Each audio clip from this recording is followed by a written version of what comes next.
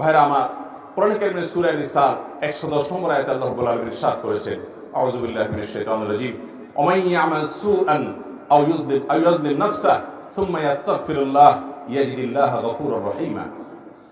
যে ব্যক্তি খারাপ কোনো কাজ করবে, ওয়া মান ইয়ামাল সুআ, কোনো অপরাধ করবে, খারাপ কাজ করবে, হারাম কোনো কাজে লিপ্ত হবে, আও ইয়াজলিম নাফসাহ, অথবা যে ব্যক্তি নিজের প্রতি নিজে অবিচার করেছে, অন্যায় করে, পাপাচার করে জর্জরিত হয়ে গেছে, সুম্মা ইয়াস্তাগফিরুল্লাহ, এরপরে যদি সে আল্লাহর কাছে ইস্তিগফার করে, ক্ষমা প্রার্থনা করে, ইয়াজিদিল্লাহা গফুরুর রহিমা, সে আল্লাহ রাব্বুল আলামিনকে ক্ষমাশীল পাবে, অনুগ্রহকারী পাবে।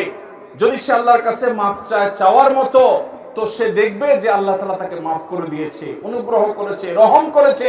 পৃথিবীর কোন আদালতের কাছে মানুষ যদি অপরাধ স্বীকার করে বলে আমি ভুল হয়েছে, আমাকে মাফ করে দেন, আদালত বা কোনো বিচারক দুনিয়ার বলবে না ঠিক আছে, অপরাধ সন্দেহাতীতভাবে প্রমাণিত হয়েছে, যেহেতু তিনি অনুতপ্ত হয়েছেন সেজন্য তাকে ক্ষমা করে দেওয়া হলো, এটা দুনিয়ার আদালত বলবে না।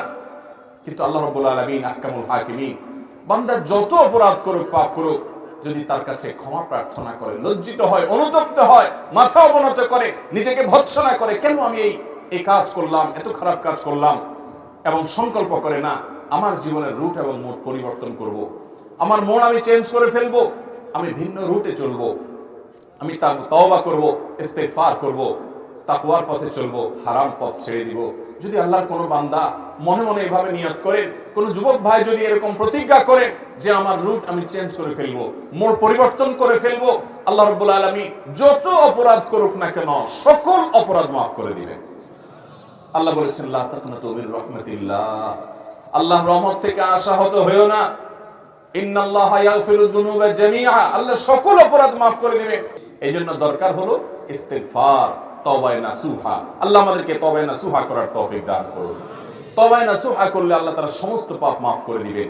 সেটার জন্য প্রয়োজন হলো মন থেকে নিজের প্রতি নিজে ভৎসনা করা, যে আমি কেন করলাম, লজ্জিত হওয়া, অনুতপ্ত হওয়া, আল্লাহর কাছে কায়ে মনোবাক্যে মাফ চাওয়া, চোখের পানি দিয়ে, মালিক জাহান্নামের আগুন সহ্য করার মতো ক্ষমতা নাই।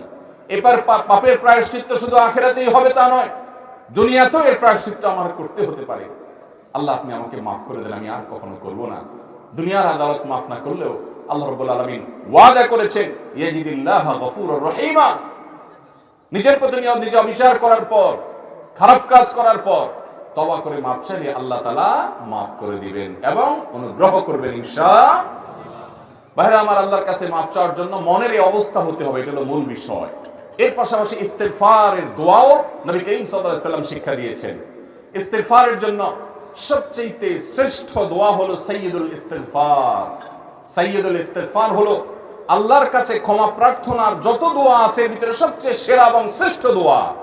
এই সাইয়্যিদুল ইস্তিগফার যদি কেউ সকালে পড়ে, অন্তর থেকে বিশ্বাস করে আল্লাহর কাছে কেমন বাক্যে এভাবে নিজেকে তুচ্ছ এবং অপরাধী হিসাবে আল্লাহর কাছে প্রমাণিত করে, পেশ করে, উপস্থাপন করে যদি কেউ ক্ষমা চায়, তো নবী সাল্লাল্লাহু আলাইহি ওয়াসাল্লাম বলেছেন সকালে যদি এইভাবে কেউ পড়ে, দিনভর কোন সময় যদি তার মৃত্যু হয় ওই দিনের মধ্যে, তাহলে সে ব্যক্তি আহলুল জান্নাহ বা জান্নাতের অধিবাসী হবে ইনশাআল্লাহ।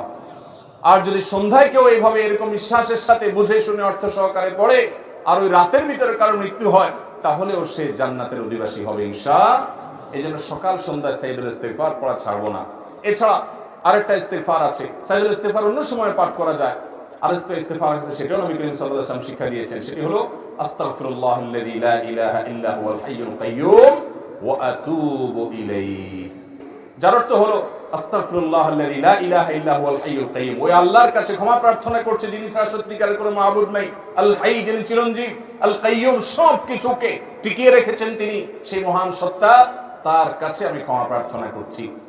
আস্তাগফিরুল্লাহাল্লাযী লা ইলাহা ইল্লা হুয়াল হাইয়ুল কাইয়্যুম ওয়া আতুবু ইলাইহি, এবং তোমার কাছে আমি ক্ষমা প্রার্থনা করছি। এটা হলো মিডিয়াম সাইজের ইস্তিগফার। সাইয়্যিদুল ইস্তিগফার হলো বড় সাইজের, আর সবচেয়ে ছোট আকারের ইস্তিগফার হলো আস্তাগফিরুল্লাহ ওয়া আতুবু ইলাইহি। আস্তাগফিরুল্লাহ ওয়া আতুবু ইলাইহি, শুধু আস্তাগফিরুল্লাহ বললেও ইস্তিগফার হবে, উত্তম হয় আস্তাগফিরুল্লাহ ওয়া আতুবু ইলাইহি। এটাও বিভিন্ন হাদিস দ্বারা প্রমাণিত।